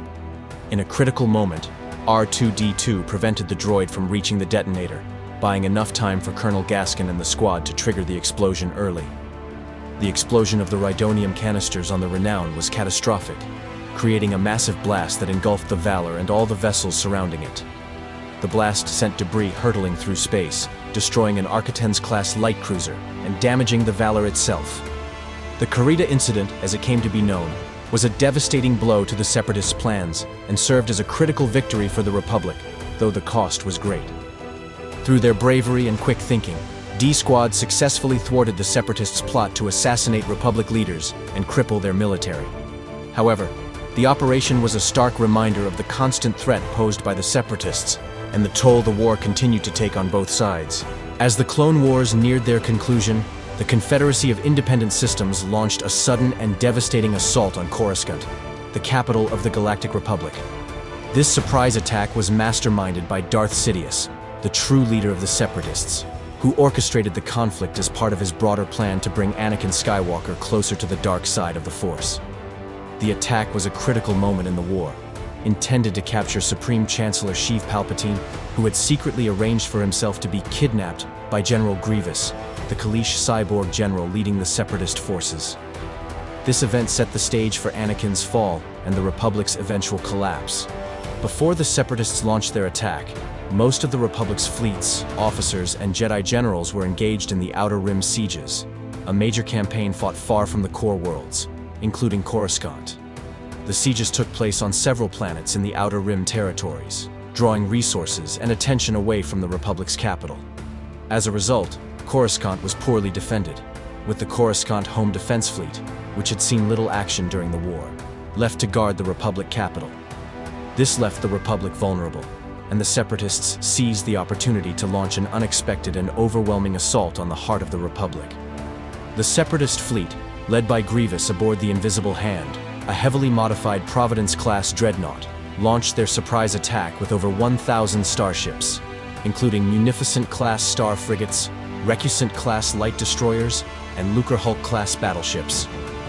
Despite the Republic's initial confidence that the Separatists would never strike at the core, the Confederacy overwhelmed the Coruscant Home Defense Fleet. The fleet was taken by surprise, and Chancellor Palpatine was captured by Grievous after a harrowing chase through the Federal District of Coruscant. The Republic forces were left in disarray, with Grievous successfully abducting the Chancellor and escaping aboard his flagship. Upon learning of the attack, the Republic swiftly recalled the Open Circle Fleet and Jedi Generals Obi-Wan Kenobi and Anakin Skywalker to Coruscant to mount a rescue mission. Despite being heavily outnumbered, the Republic fleet, reinforced by the Open Circle Armada, gathered a formidable force, including thousands of Venator-class Star Destroyers, such as the Roti Mundi, to engage the Separatist fleet. The battle between the two fleets was intense, with hundreds of Vulture droids, droid tri-fighters, and Discord missiles creating chaos in the skies. As the Republic fleet struggled to contain the Separatists' superior numbers, Kenobi and Skywalker took to the air in their personal Eta II Actis-class light interceptors, fighting through waves of enemy fighters and dodging numerous obstacles to reach the Invisible Hand. Despite intense resistance, including an encounter with buzz droids that briefly overwhelmed Obi-Wan's starfighter, the Jedi managed to make their way toward the Separatist flagship. They encountered deflector shields over the hangar bay, forcing Anakin to fire on the shield's vulnerable point to deactivate them. giving the Jedi just enough time to enter the hangar before the blast shields were raised again. Aboard the Invisible Hand, Kenobi and Skywalker confronted Count Dooku, the head of the Separatist Council. They successfully freed Chancellor Palpatine from captivity and engaged in a lightsaber duel with Dooku. The confrontation ended with Anakin Skywalker delivering the fatal blow to Dooku, ending the Sith Lord's life. Despite the Republic's victory in capturing the Chancellor and killing Dooku, the battle was not yet over. Afterward, the Invisible Hand found itself locked in combat with the Venator-class Star Destroyer Guarlara, which had arrived to reinforce the Republic forces. The two ships exchanged heavy turbo-laser fire, with Guarlara delivering a critical blow to the Invisible Hand, causing it to momentarily plummet toward Coruscant before its crew regained control. Despite this setback, Grievous managed to escape in an escape pod, which was later retrieved by the Profusion, a Lucrehulk-class battleship.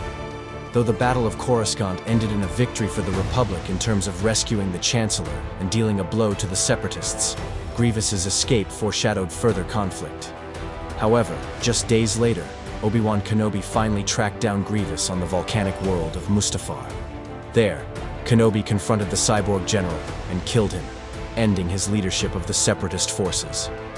Meanwhile, Anakin Skywalker, having already been manipulated by Palpatine, turned to the dark side of the Force, adopting the name Darth Vader. Following Grievous's death, Anakin slaughtered the Separatist Council on Mustafar and ordered the Trade Federation to deactivate all remaining Separatist droids, officially bringing an end to the Clone Wars and marking the fall of the Republic. The Galactic Empire was born, with Palpatine solidifying his control over the galaxy as the Emperor. The Jedi, now seen as traitors, were hunted down, and the Republic's institutions crumbled beneath the weight of the Sith's machinations. After the end of the Clone Wars and the rise of the Galactic Empire, the once popular Venator-class Star Destroyer became a relic of the old Republic Navy, but it was still used in the early years of the Empire. Despite being eclipsed by newer designs such as the Victory class, the Venator was still deployed in various Imperial operations.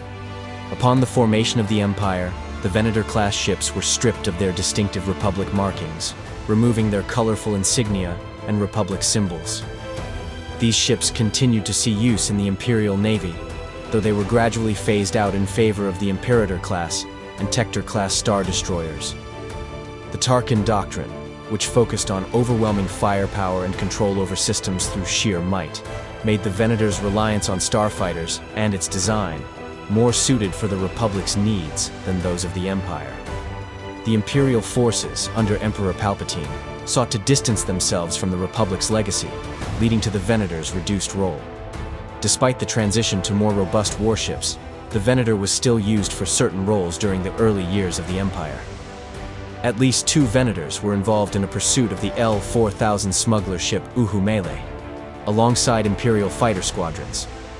In some instances, Venators served as training ships for Imperial pilots, alongside Imperial-class Star Destroyers and captured Lucrehulk-class battleships.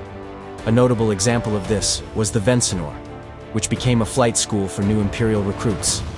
Additionally, some Venators were used in Imperial security operations, such as serving as part of the security cordon for the Sanctuary Pipeline, which led to the construction of the Death Star II in the Endor system.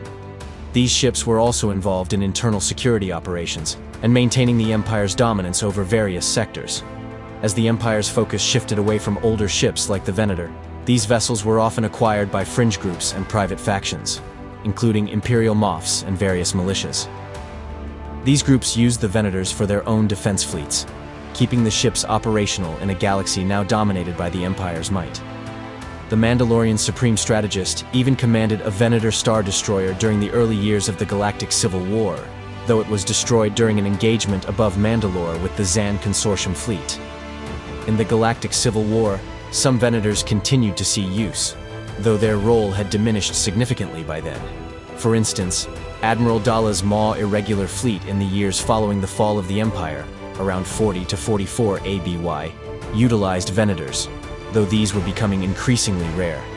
At least 2 Venators also participated in the evacuation of Dak in 137 ABY, during which one ship was even converted into a drone ship with an ion pulse to distract the Sith Imperial fleet. While the Venator-class Star Destroyer eventually faded into obscurity, its legacy lived on in the form of smaller operations, military training, and the legacy of the Republic Navy. Its iconic silhouette was still recognized throughout the galaxy, and remnants of these ships continued to serve various factions even after the fall of the Empire and the rise of new powers. The Venator, though no longer the flagship of the Imperial Navy, remained an enduring symbol of the Republic's former military might and the chaos that followed the Clone Wars.